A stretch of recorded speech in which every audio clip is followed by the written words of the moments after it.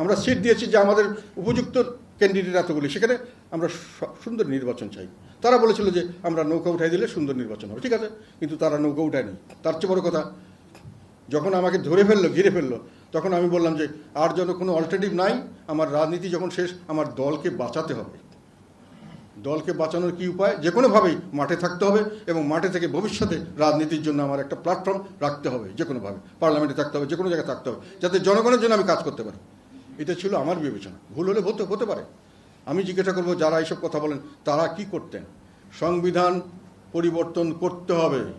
সংবিধান যেটা আছে সেটাকে পরিবর্তন করা যাবে যদি পঞ্চদশ সংশোধনীকে বাতিল করা হয়।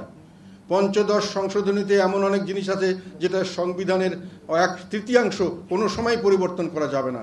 এই কথাটি কোনো যুক্তিসঙ্গত কথা নয়। কাজেই এটার বিরুদ্ধে রিট হতে পারে, এবং এইটার বিরুদ্ধে রিট হলে একটা বড় টেকনিক্যাল মিস্টেক আছে এই সংবিধান সংশোধনে। সেটা আমি আইনজ্ঞ না, তবে বলছি, সেটা হলো যে তখন নিয়ম ছিল সংবিধান সংশোধন করার পরে এটাকে গণভোটে দিতে হবে। সেই গণভোটে আওয়ামী লীগ সরকার এটাকে দেয়নি, ফলে টেকনিক্যাল একটা মিস্টেক আছে। এটা যদি কেউ রিড করে, আমার ধারণা হয়তো মহামান্য বিজ্ঞ আদালত এটাকে মঞ্জুর করবেন।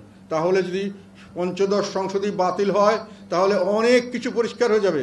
তারপরে সেই সংশোধনে সেই সংবিধানে আপনারা যে কোনো ধরনের সংশোধনী যোগ করতে পারবেন এবং সত্যিকার অর্থে একটা গণমুখী এবং এককেন্দ্রিক পাওয়ার থেকে আমরা পাওয়ারটাকে জবাবদিহিতামূলক পাওয়ার ক্ষমতা বন্টন, এই ধরনের একটি সিস্টেম আমরা ইভলভ করতে পারবো। এটার সমস্যা কোনো বিরাট কোনো সমস্যা হবে না।